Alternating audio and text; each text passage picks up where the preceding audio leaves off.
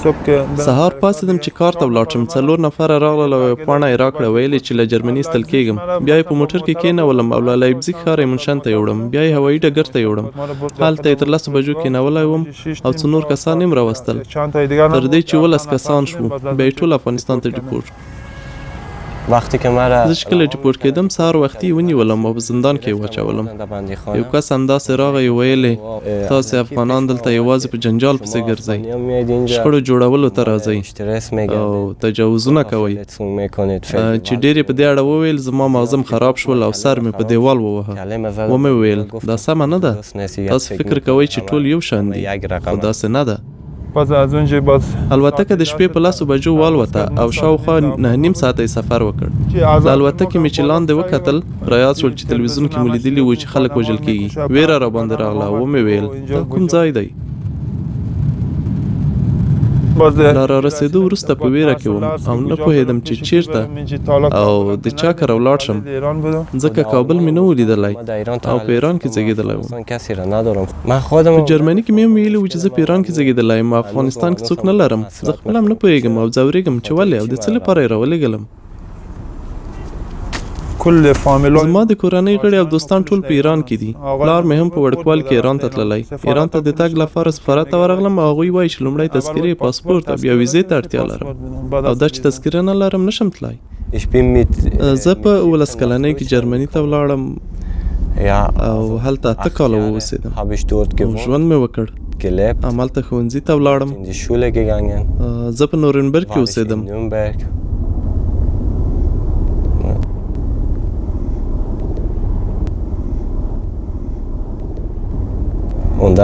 بیا همداسې له کوم دلیل پرته ریپورټ شوم.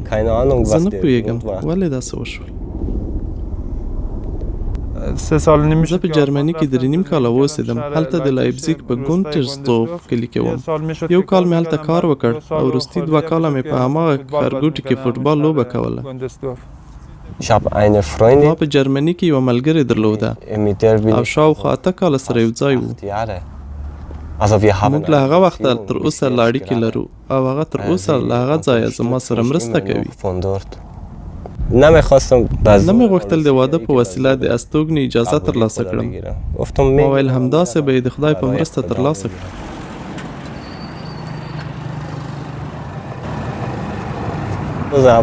په لومړۍ ورځ چې کابل ته راغلو په هوایي ډګر کې بهرنیان او د اروپایي ټولنې استازي وو چې ډېر ښکته پورته کېدل.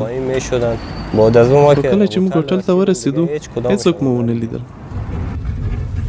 لومړۍ 14 ورځې په هوټل کې وو.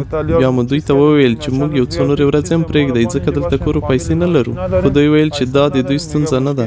دلته د جرمني سفارت یا بل کوم مرستندوی دفتر یا اداره نشته چې سړی ورشي شکایت ورته وکړي او یا مرسته ترې وغواړي. له هوټل تر وتلو وروسته یو څو ورځې په سړکونو وګرځېدو. بیا مې خپل موبایل په 9,000 افغانۍ خرڅ کړ او په 4,000 افغانیو میاشتنۍ کرایه مې یوه کوټه کرایه کړه. دلته په کابل کې له خپل یو ملګري قاسم سره اوسېږم. کوټې سنګي کې یوه وړه کوټه لرو. دا ځای عموما د نارینه محصلینو لپاره دی او ښځینه ډېر اجازه نه لري چې دلته راشي. زه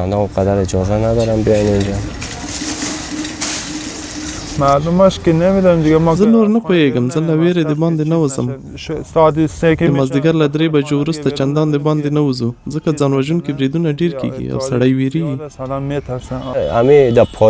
د هغه هوټل تر څنګ چې موږ اوسېدو 2 ځله ځانوژونکي بریدونه وشول. زه نشم کولی دلته ژوند وکړم. دا ډېره سخته ده. دوی جرمن چارواکي باید خپله دلته راشي او یوه ورځ دلته واوسي څو هر شی په خپلو سترګو وویني.